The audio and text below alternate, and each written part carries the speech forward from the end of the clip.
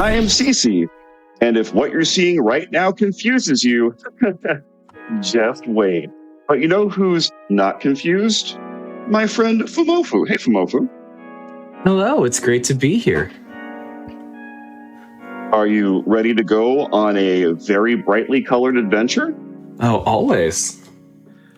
Okay, well, we're going to go ahead and jump into it. I'm going to count us down on new game in 3, 2, 1, Melonhead.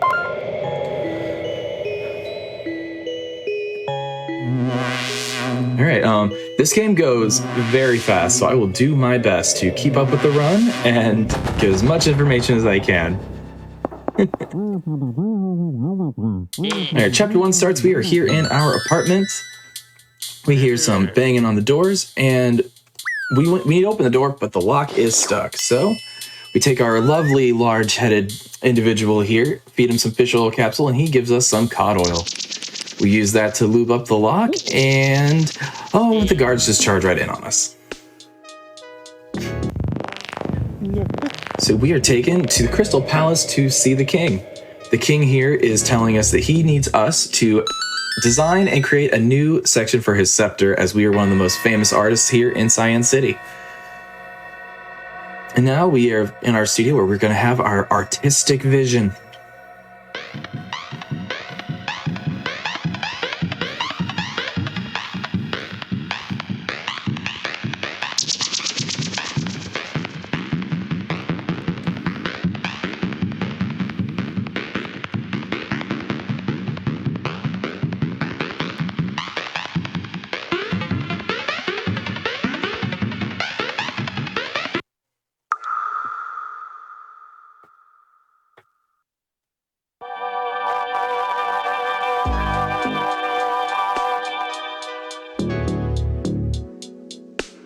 Now after that vision, we need to go gather some information, so we head to the jeweler.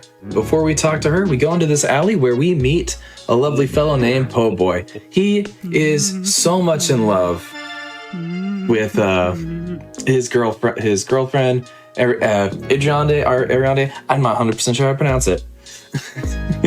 Driane. Perfect. And so he gives us a letter to give to her. Now we come in here, talk to this lady about the crystal in the iris. She tells us to get the crystal, we need to trade her a sublime object found by accident. And for the iris, we will need to go to a different city to find the iris cutter. Now we pop in here just to chat with her real quick before we head back to the jeweler. And we stole a pin off of her desk, which allows us to fix this remote and turn up this radio. And now the sports fans are going to come in and just cause a lot of shenanigans. As you can see, the jeweler is not happy. But now that the jeweler is distracted, we can give our friend Po Boy here some bobby pins so he can commit crime and break into her storage area.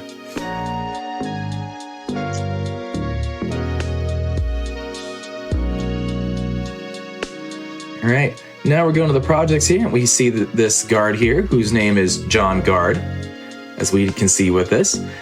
And John Guard has an appointment at, what was it called? The Hedonia with Ariande. And we sneak back into the alley where we find an electric box that we can't get into.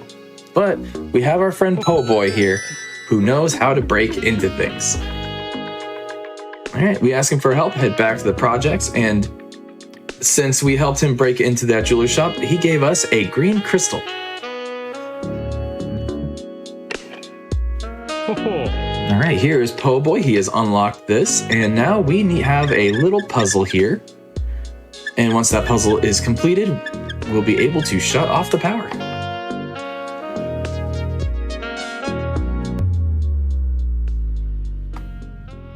Now the power's shut off, Employee of the Month over here decides he doesn't need to work anymore, and he takes off into the sky. But he left a note which happens to have his confirmation number at the Hedonia. All right, I will sum this up as quickly as possible because CeCe is very fast. What's happening here is this is a small pine tree sapling, and we need to collect the pine sap. Now, pine sap is illegal in Cyan City because pine sap can be used to make turpentine, which can be used to forge documents. And the tyrannical king doesn't like people having that ability. So it was very fast, but what happened there was CeCe got the sap and removed any evidence that she was there. So the tyrannical empire is none the wiser. And we use beautiful. So we gave Po Boy's letter to her, and she gave us a letter to return to Po Boy. Except we're not going to return to Po Boy. Instead, we're going to come to the metro station, and the station master, he's such a sucker for love. And we talked to him about love, get him all worked up, and now, we did forget to go back to the apartment. We need to feed the resin to Spencer. And we have turpentine. And so we're using that turpentine. Remember, we can commit forgery now.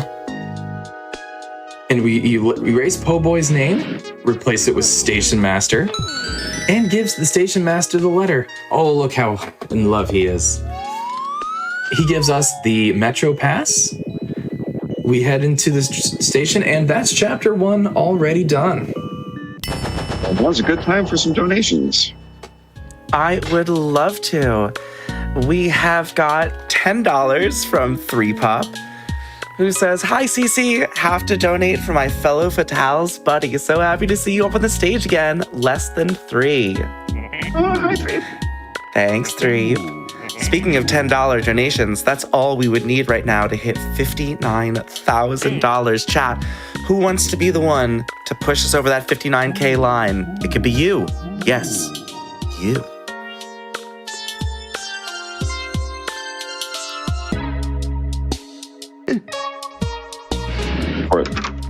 Time for a couple more?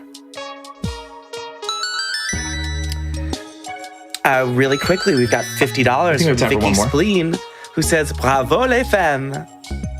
Bravo to you, Vicky.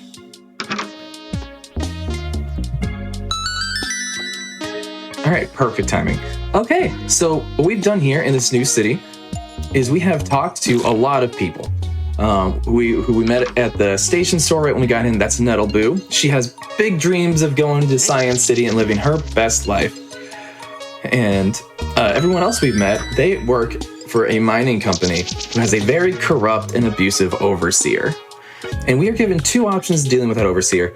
We can choose violence, which unfortunately is too slow. So instead, we frame that overseer. So that's what we're doing right now. And we are heading to the mines. Oh, yeah, perfect. Hey, break off this little rock here so we can get a small chunk of rocks. We walk in, and there is the overseer reading the latest copy of Lewd. We trade him a ring for a necklace, throw a rock at his head, blame this poor miner, and we steal some coins. You mind if I jump in with a very quick update? Just want to shout out to everyone that we are running out of time to affect that bid war for the ending of this game, to side with the people or side with the king. Right now, there's only $30 in it, 55 to side with the people, 25 to side with the king. You've got about 20 minutes. So if you want to choose the ending of the game, now is a great time, folks. gdq.gd/donate. Right. Now a date happens.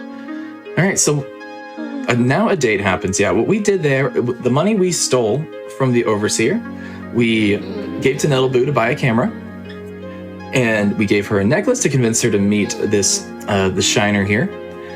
The date doesn't go well. They kind of both realize they don't know each other, and a short conversation made them realize, oh, we're not really that interested. But now that he knows, he is perfectly fine making us some extra strong alcohol.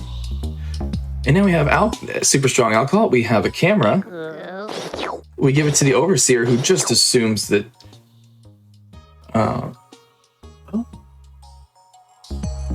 Okay. Very eepy.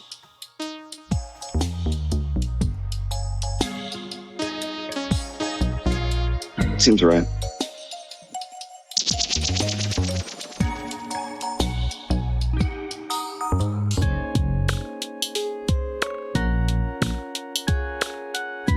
I'm seeing some folks in chat shocked that this game came out in 2024, since it looks like such a classic vintage point-and-click game. Yes, this is an old school game. It is on itch.io. It is not on Steam. Please do pick it up. It will make a little bit of sense if you do. And chat, everyone watching, I know we've got a lot of folks out there who love these classic point-and-click adventure games. If you want to let me know, let us all know what your favorite classic point-and-click adventure game is. Why don't you send in a donation and let us all know? Okay, so we have now met the Iris Cutter. And we've also met $59,000. Thank you, everyone. Let's go. Oh, thank you. All right. So I'll quickly sum up what we saw leading up to this. We took a picture of the overseer drunk, got him fired, and that gave the Iris Cutter, gave us permission to go see the Iris Cutter. And he told us we need a giant's eye.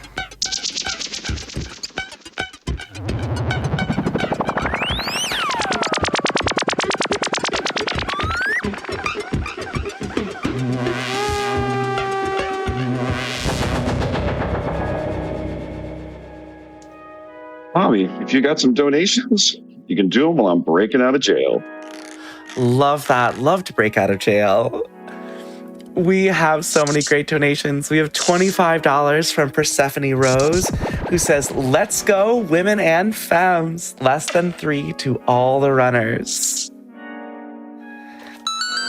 And folks, I'd like to remind everyone that Frame Fatales is a community open to anyone, all women and femmes who identify as such in any way that is important to you.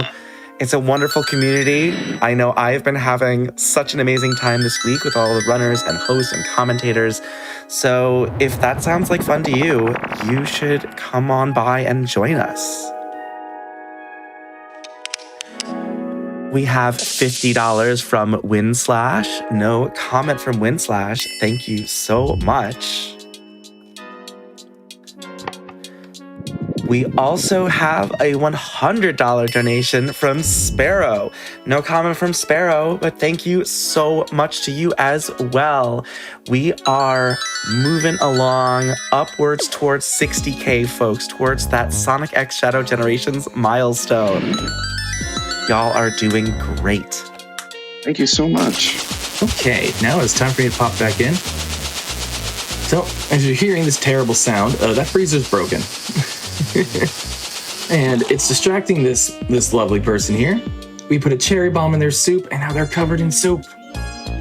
And now they gotta go to the locker room to take a shower, which gives us ample time to steal stuff. Really what you've seen during the donation segment was we just went around, grabbed as many things as we can, useful things, including this shoehorn.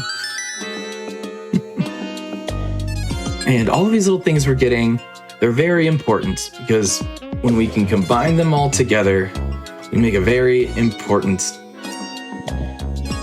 vial of powder. You will also notice there was a fuse puzzle. Yes, Melon Head is a survival horror game. Deal with it. There you go.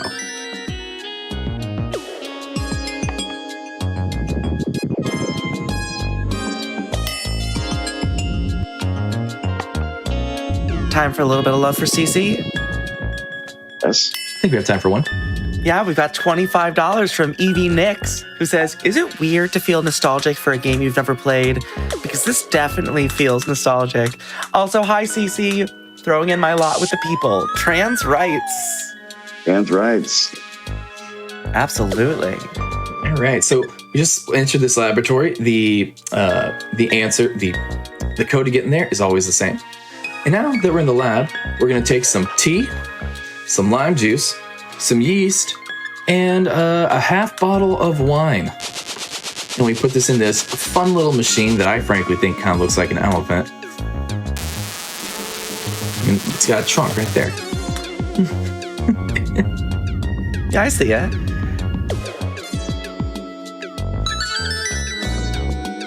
All right, we push all the buttons and we have invisibility powder, which this allows us to leave this facility that we're now trapped in. However, on our way out, there is a sign. We don't see the sign. There is a sign that says, hey, you should come up here and chat with us. We're very interested in meeting you. And here we meet the resistance leader. What they want us to take this bomb, and when we make this king's scepter, to attach it so the revolution can begin. And kind of reminder, there's a bid war to determine, do we start the revolution or do we betray the revolution? And siding with the people has moved ahead a little bit, $75 compared to siding with the king, $25, but there is still a little bit of time left. All right, and a little bit of serious time here, because to navigate through the desert, CeCe needs to use this compass. The directions she needs to go is the same every time, but the direction she's facing changes.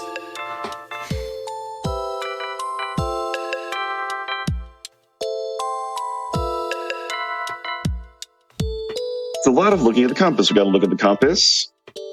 We got to go north. But then, we got to look at the compass. Then we got to go west. But then, we got to look at the compass. And go west. But then, we look at the compass. Then we go north. There's a bird. We look at the compass. Go north. And then there's a weird rock. And so when there's a weird rock, of course, you follow the bird, because the bird always goes east. Then look at the compass. And we go east. Beautiful. Love it. We're good. All right, Perp. Well done. Well done. All right, we have made our way out of the desert. And we're going to meet back up with our friend who helped us out of jail. And we enter here, and what is this? It's a sublime object, and we didn't even mean to find it. That means we can get our crystal. This happens. Yeah, this does happen.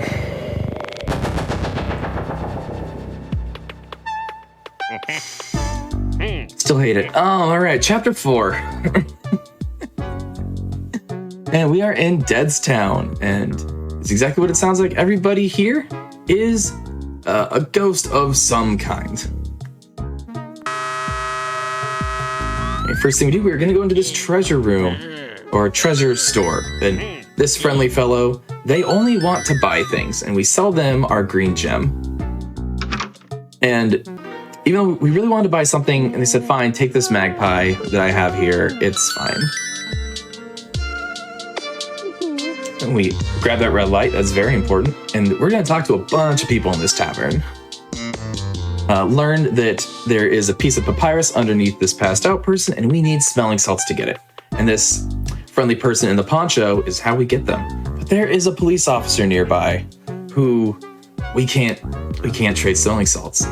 But we have a red light and a stuffed magpie.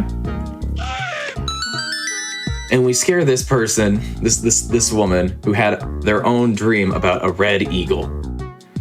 And that starts a commotion, which distracts the police officer. And we come back here and ask for our money back because we don't want the magpie anymore. And again, nice guy. He obliges, gives us our money back. We grab the police officer's sword, buy the smelling salts, head into the lounge, wake up this passed out gentleman with the salts, and take the scroll from underneath him. And now we have this papyrus. You might be thinking, well, what good is a piece of papyrus? We haven't talked about it.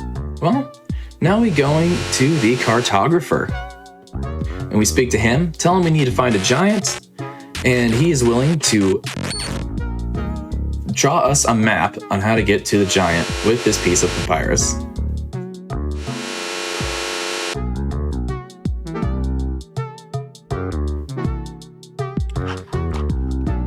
We have a moment for a quick donation, possibly?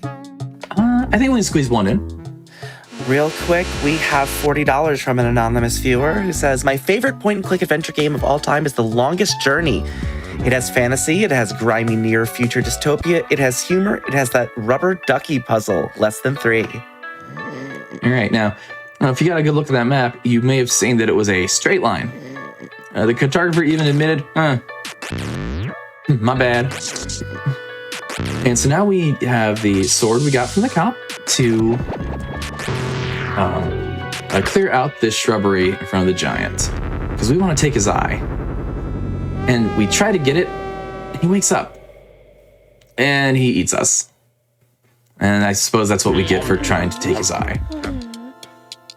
And if I'm correct, I think there's time for donations here. I would love to jump in. I want to remind everyone we still have got that watch the intro incentive for our next run after this, Kiniku Nico. I just want to make sure everyone knows, I know it says watch the intro, but we've actually got till the end of that run to hit that incentive. Right now we're at $100 out of 1,000. So we've got a little bit of time, but don't wait too long. You're going to want to see this. Plus, if we hit that incentive, it'll also push us over $60,000. I would love to see that. I would love to see that intro.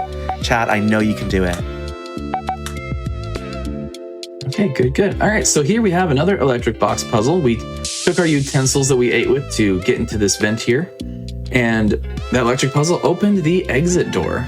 And remember, we are on a giant stomach. So there is, from my knowledge, only one way out. We put on these robes, head into this inner sanctum area where we see 2 religious members, and we see what looks to be a very large eye in the background there. And we explain to these religious leaders that, oh, you actually live inside a giant's stomach, and they laugh at us like that is absurd. And so we need to get out, but the giant's constipated, you see, and that's why that eye is not passing. And now we start slashing at the insides of this giant, convince him we are a terrible disease, and then proceed to mock the giant and jump around in a taunting manner. And finally, the giant caves in, and turns out the giant has teleportation powers. So he teleports us out of him. We have a discussion. It's like, hey, you're constipated, and I really want that eye that's in your bowels. And it's like, oh, well, I will teleport you back, and I'll just pause so you can enjoy this. It's a wonderful face. So now we are back in Cyan City via teleportation, and we need to go buy laxatives for this giant. We talked to the Metro's, the station master yet again. We convince him to go out into the world and find love, and we give him back the Metro Pass that he graciously gave us. Now we go back here, and there's Nettleboo. She followed her dreams. She now works at the post office in a big city. And we don't have any money to buy these laxatives, but the giant sent us a big gold tooth. And that gold tooth goes into Spencer here. And you know, of course, gold tooth would probably break down into something super useful like coins or soup. He made soup. Spencer made soup. Okay, well now we got a bowl of soup. We go through the projects again, but remember how we didn't give Po' Boy his letter? Well, that caused a breakup to happen. He's very upset with us. And we go to Hedonia, back to the Hedonia, to talk to Ariande, who will explain her side of the story. But what we ask is, hey, can we have one of the letters Po' Boy sent you? Because we convinced Po' Boy, like, wait, there's another poet. We can, because Nettleboo, she loves her poetry. We talk about Po' Boy, give her Po' Boy's poem, And she's not exactly impressed, but she's intrigued enough to send a poem of her own. And this is a very important part of the game. We give the poem to Po' Boy, and he has a reaction.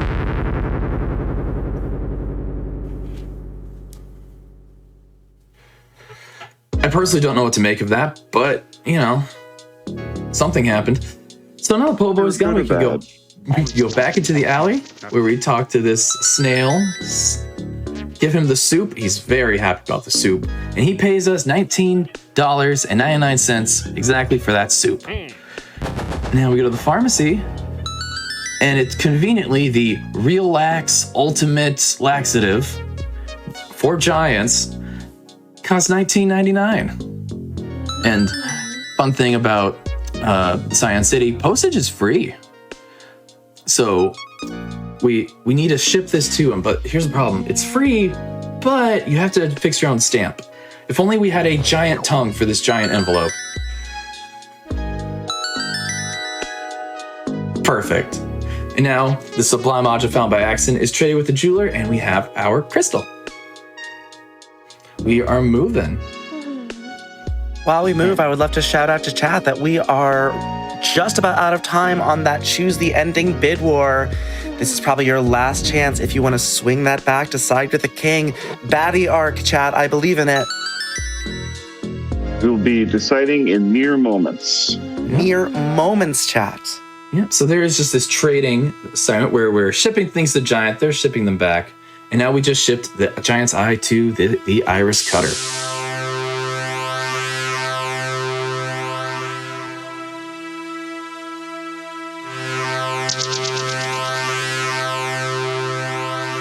And I just want to point out that some of the people we talked to did mention how this is a barbaric act of removing the iris from the eyeball of a giant. And we have our iris. All right, so we hear the music change. We're officially in the end game. We have the iris, we have the crystal, and we have the bomb. Now, where has our ending bid war landed? What are we doing with this bomb? We have raised $135 for NWLC to side with the people. Yes. Thank you so much for your donations. So let's go ahead and make sure we put that bomb in first thing. Okie dokie. Beautiful. Bomb, crystal, and iris.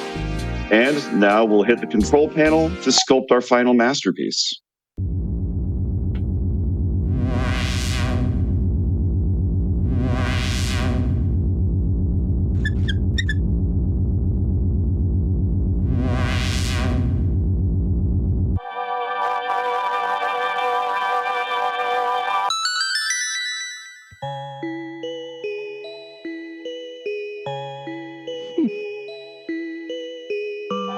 And here we are at the king. Can I get a trans rights in the chat, please?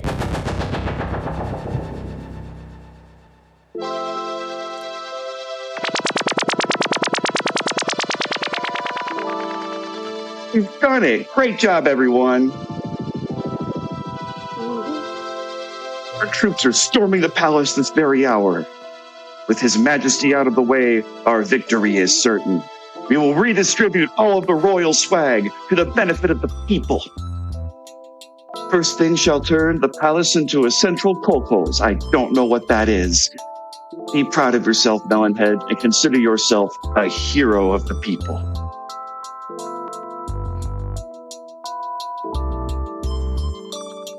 Melonhead helped the dissidents overthrow the power. His Majesty was dead, and so great reformations began. Useless public buildings were allocated for housing. Central storage with public access was established.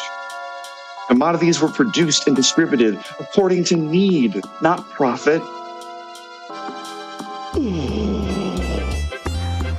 And the revolutionaries' dark desires, who we never talked about before and will never talk about again, were relocated to a new, fancier basement.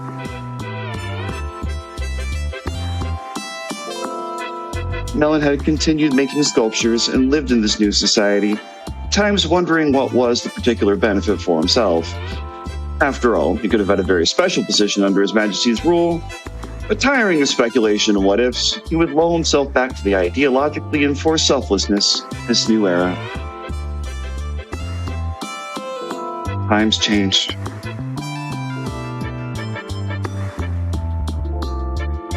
Thank you for playing Melonhead. Thank you for donating for Melonhead. And thank you, fumoffu, for joining me on this journey. Where can the good people find you? All right, and thank you for including me on this journey. I did play this. I did go and play this completely blind before working with CeCe here, and that was a wonderful experience. People can find me over on Twitch at fumoffu, twitch.tv, fumoffu_L. And CeCe, you promote yourself now. Also, I want to shout out Wavy Games. It's on the screen. Again, Itch.io by Melonhead. I do also want to shout out Foolery, EMM Foolery. She's an Australian streamer. I was up late one night watching her. She's the only reason I know this video game exists. I am CeCe. You can catch me online at Twitch at cc.gay. And thank you so much for having me.